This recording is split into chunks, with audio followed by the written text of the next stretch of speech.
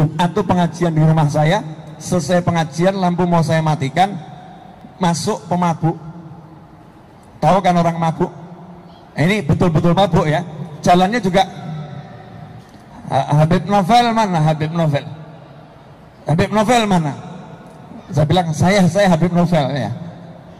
Habib, saya mau nanya Habib, tolong saya dikasih solusi. Saya udah nggak kuat. Saya nanya, apa masalahnya? Sambil berdiri nih. Saya ini hidup nggak berani, mati nggak berani, Bib. Wah, saya waktu itu sok gitu, sok jadi ustadz yang paham masalahnya. Ya, jangan takut menghadapi kehidupan. Kamu harus optimis. Bla bla bla. Nasihat standar kalau ada orang pesimis gitu kan ya. Nasihat standar. Yang membuat saya itu terhenyak kaget sampai hari ini, pemabuk ini ngomong, bukan itu masalahnya, Bib. Masalahnya apa? Saya ini sadar kalau saya hidup tambah umur, saya tambah dosa, saya tambah maksiat, saya nggak berani ngadepin Allah.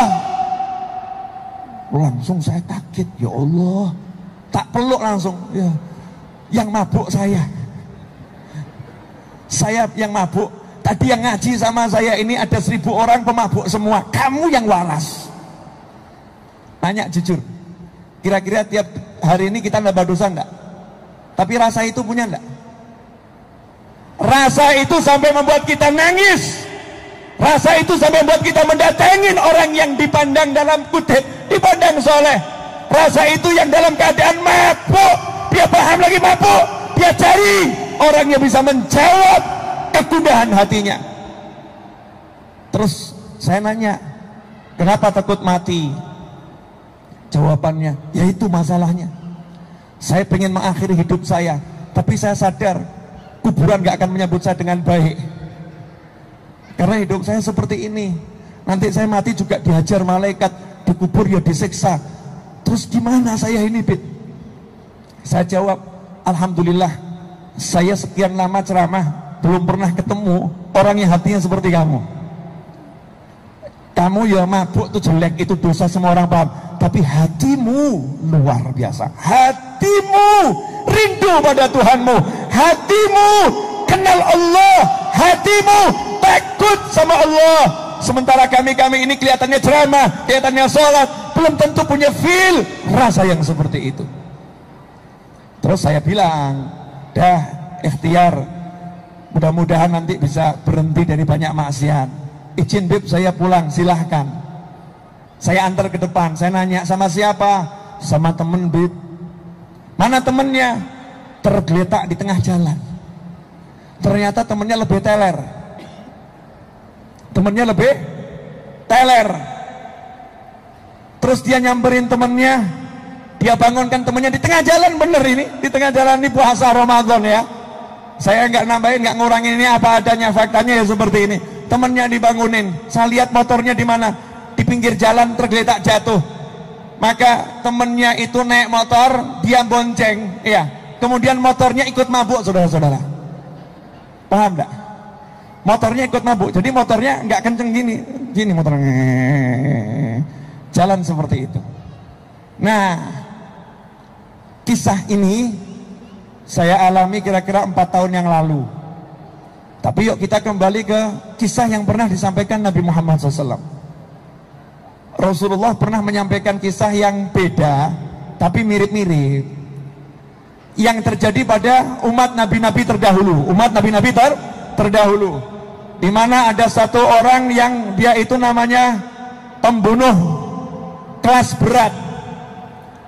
Dia datengin seorang ahli ibadah.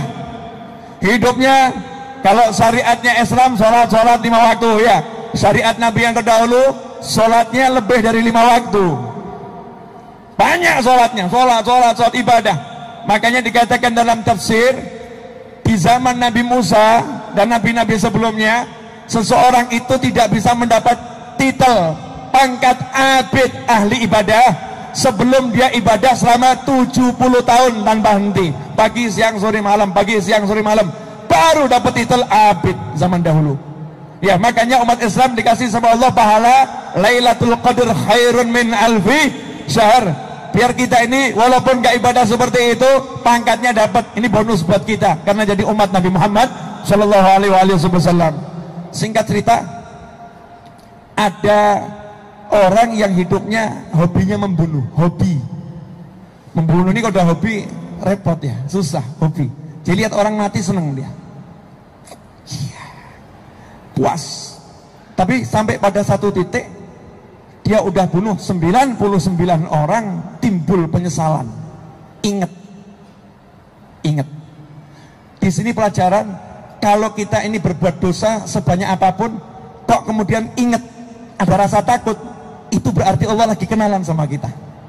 Sambut itu, sambut. Ya, itu Allah lagi kenalan sama kita, sambut. Nih Allah kenalan nih buat Allah yang buat kita ingat, bukan kita ingat Allah. Bagaimana mungkin pembunuh, pelacur, pemabuk tiba-tiba ingat Allah? Karena Allah yang menyapa, Allah yang mendekat, dibuat ingat sama Allah Ta'ala. Ingat, langsung tanya cara tobat, cuman salah alamat. Kalau cara itu nanyanya sama ulama, sama alim, bukan sama abid. Abid itu taunya ibadah. Ilmu dia tahu yang cukup untuk dirinya, untuk sholat saja, ilmu sholat. Dia nggak butuh belajar ilmu yang banyak. Kalau ulama harus menguasai banyak ilmu. Datang kepada abid, wahai hamba Allah, ini orang yang dipandang soleh waktu itu. Saya sudah bunuh 99 orang. Saya pengen bertobat, diampuni nggak sama Allah dosa saya? Jawabannya ulama tadi, abid tadi ya, maaf, jawabannya ahli ibadah tadi, dosamu terlalu besar, Allah tidak akan mengampuni dosa-dosamu. Langsung dibunuh, terus genap 100. Penjelasan hadits ini banyak. Di antaranya itulah hukuman untuk orang walaupun ahli ibadah yang merasa tahu tentang Allah Ta'ala.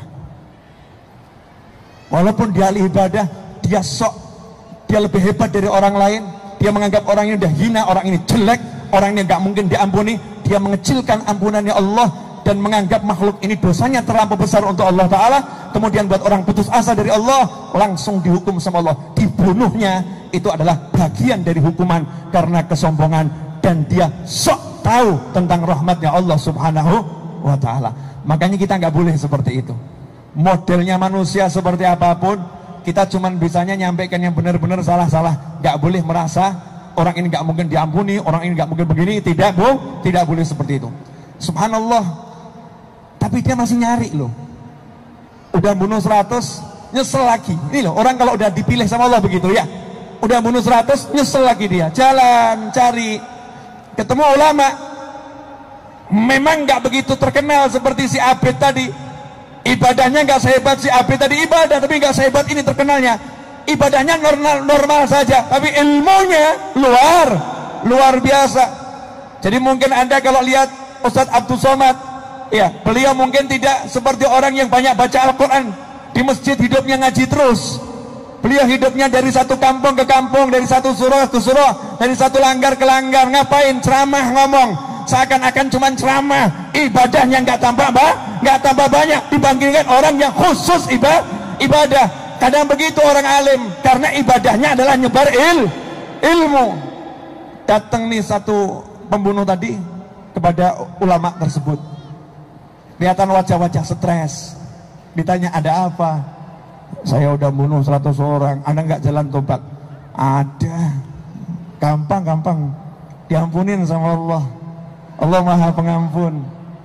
Cuman ada caranya. Nah, ini loh nih ulama di sini ya. Ini yang mau saya share dalam waktu 15 menit. Waktunya. Halo. 15 menit. Ulama tadi ini ngomong gampang nih. Ini Allah ngampunin dosa-dosa semuanya, diampunin sama Allah. Tapi ada caranya. Gimana caranya? Kamu jangan pulang ke kampungmu. Kampungmu kampung preman, kampung pembunuh, kampung pemabuk, kampungnya orang nggak bener. Kalau kamu baru tobat, kamu pulang ke sana, kumat. Kambuh lagi nanti kamu. Setannya besar di sana. Kamu harus pindah. Jangan tinggal di situ. Kalau bahasanya teman-teman Hijrah Fest, kamu harus hijrah.